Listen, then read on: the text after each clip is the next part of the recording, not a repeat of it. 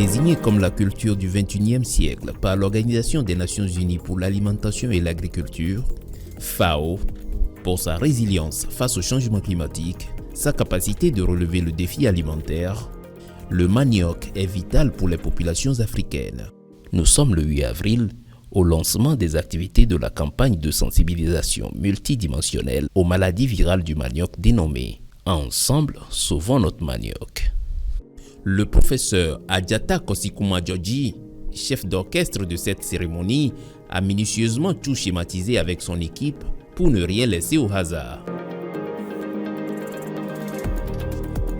Vous le savez bien, le manioc, c'est un produit qui est répandu sur tous les territoires, qui constitue le principal aliment des petits producteurs, surtout en période de soudure. Et donc à travers cette campagne-là, je pense que c'est une initiative qui permet d'informer les paysans sur les maladies qu'ils croisent dans leur champ et de leur donner des conseils quant aux méthodes ou bien aux stratégies à appliquer pour pouvoir lutter contre cette maladie-là et améliorer à coup sûr la productivité de leur manioc.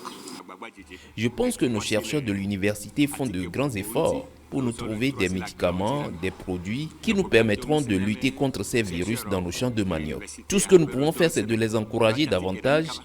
Vu que le manioc est une culture très importante pour l'Afrique, il nous faut vraiment ces remèdes pour combattre ces virus.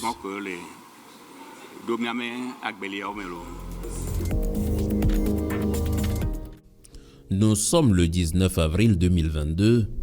L'équipe de Wave s'est donné rendez-vous à l'université pour le démarrage effectif de la campagne de sensibilisation à Vaughan.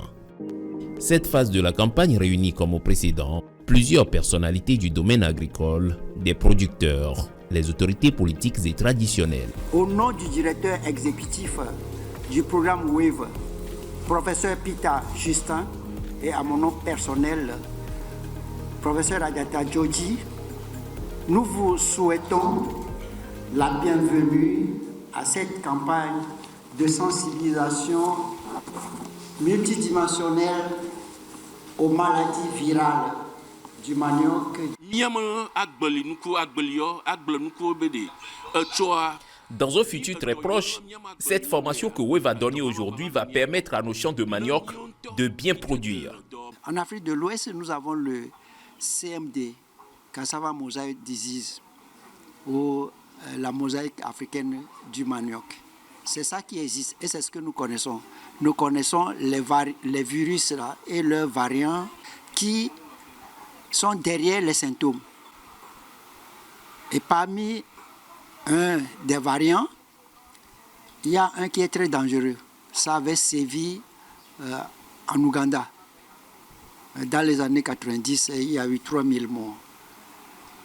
Maintenant, au-delà de ça, il y a une autre maladie qui est en train de menacer. Ça, c'est la striée brune du manioc, qui est actuellement en Afrique de l'Est et qui est maintenant presque au centre.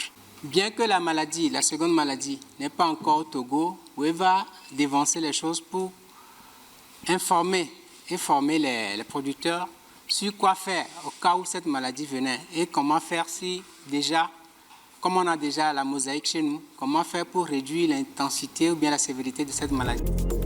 Nous sommes le 22 avril 2022. Nouvelle destination, nous sommes à Takwame.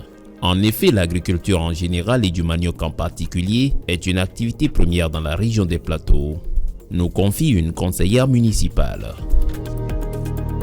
C'est le nœud même des habitants de Logou, parce que nous sommes dans les plateaux. Nous avons 2 saisons de pluie, donc ça nous avantage dans toutes les cultures. Le manioc est une culture agricole produite en masse dans la région des plateaux. D'ailleurs, il s'y trouve une usine de transformation de manioc, inaugurée par Madame le Premier ministre Victoire Tomega Dobé à Kamina. Dans la zone est de la région des plateaux, dont la préfecture de Logou, le manioc est consommé rarement, mais transformé en curry ou en cossette. La journée tend vers sa fin, le convoi de l'équipe Wave peut embarquer pour une autre destination. Kara, une ville de la région de la Kara, au nord du Togo, située à 423 km de la capitale, Lomé. Les producteurs de cette filière dans cette région ont tous un défi à relever. Pour les accompagner à relever ce grand défi, elle apporte un plus pour notre domaine de vulgarisation parce que c'est une sensibilisation qui a touché non seulement les producteurs de manioc, mais aussi nos agents qui sont chargés d'appuyer les producteurs. Le propriétaire de ce champ était également à la formation. D'ailleurs, il ne s'attendait pas à cette surprise. Cependant, ce dernier peut remercier l'équipe de Wave pour sa visite, puisque le constat est flagrant. La plupart de ces feuilles de ce champ de manioc portent les marques de la maladie de la mosaïque, ce qui témoigne et justifie encore une fois la détresse de l'équipe de Wave. Ces virus dont on a parlé lors de la formation existent vraiment. Si vous prenez les travaux du directeur pays, Dr Adjata, il a fait sa thèse dessus et il travaille depuis sur ces virus depuis 2008. Je tiens à remercier Wave pour cette initiative qui a permis à nous aussi, qui faisons partie du programme déjà, de faire d'autres recherches, de partager les informations que nous avons à notre niveau. Et qu'il y a des recherches qui se font au laboratoire et il faut partager ça avec les autres pour qu'ils savent ce qu'on est en train de faire. Au niveau de l'Université de Lomé, le laboratoire de biologie et de biotechnologie végétale, des études ont été faites et l'initiateur, c'est le professeur Adjata qui a commencé, il a fait sa thèse dessus. Ensuite, ma thèse également a porté sur les maladies virales et auxquelles on a associé d'autres plantes, d'autres cultures. Maintenant, on sait qu'on a un certain nombre de virus chez nous. Maintenant, comment faire pour lutter contre ces agents pathogènes? Le programme WAVE a élaboré un plan riposte. À l'instar de l'Université de Lomé, WAVE, l'ITRA et les vulgarisateurs, les agents d'ICAT, tous ceux-là, leur objectif c'est de pouvoir améliorer ou augmenter la productivité.